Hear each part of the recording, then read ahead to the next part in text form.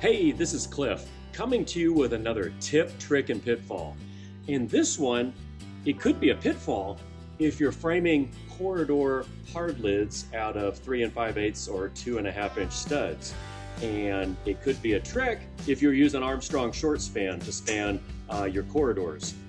Where the Armstrong ShortSpan really comes in handy and really makes you more productive on the job site with up to about 3 times the labor production over stud and track is that stud and track, number one, I have to measure where I put my studs. I have to measure and mark with a Sharpie marker where I put my studs and track.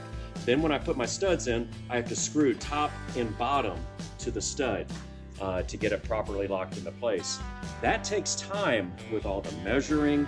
If I'm off a little bit on the measuring, my drywall layout is off when I'm actually installing it.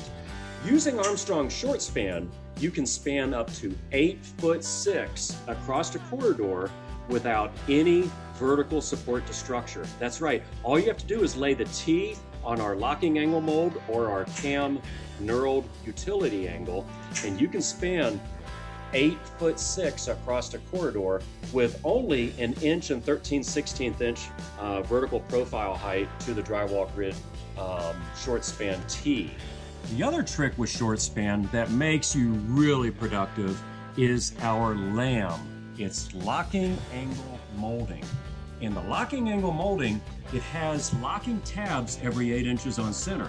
This allows you to either on 16 inch or 24 inch centers, lock your T's into the locking angle mold, and you do that without the need for any screws or any measuring.